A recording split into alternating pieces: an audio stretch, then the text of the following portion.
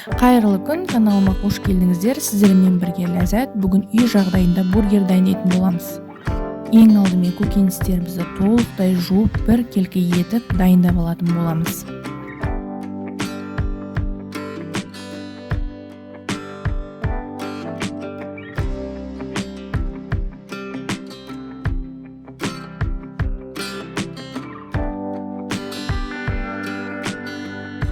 Көкөністерімізді турап бір келкетіп дайындап алғаннан кейін келесі кезекте соусына кірісетін боламыз.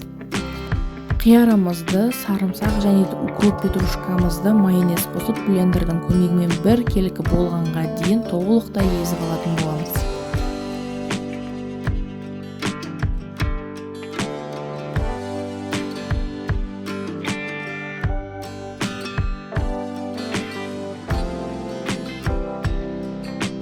Котлеттеріміздің көлемін шығару үшін осындай салфанды пайдалансаңыздар болады. Келесі кезекте котлеттерімізді дайындайтын боламыз. Оған дайын фаршымызға тұзымызды, бұрыш паприкамызды қосып, толықтай араластырып 4-5 минут көлемінде дәл осылай видеодағыдай ұрғылайтын боламыз. Қыздар, бұлай фаршымызды ұрғылау міндетті түрде, себебі тікелей котлетіміздің бір-бірінен ажырамай пісуіне осы тәсілді пайдаланған өте тиімдірек. Келесі кезекте котлеттеріміздің формасын шығарып, тоңазытқышымызға 10-15 минут көлеміне қойып алатын боламыз. Котлеттеріміздің көлемін тоғаштарымыздың сәл үлкенірек қыламыз, себебі піскен кезде котлеттің үлкендігі сәл кішірейетін болады.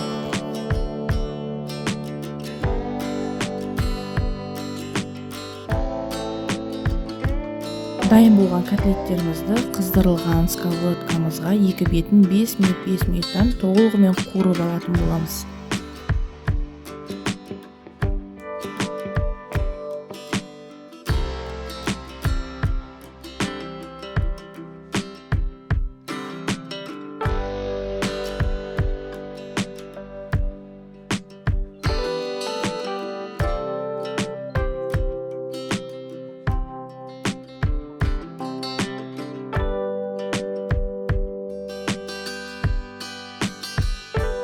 Мінекей біздің котлеттеріміз де дайын болды. Келесі кезекте бургерді жинауға кірісетін боламыз.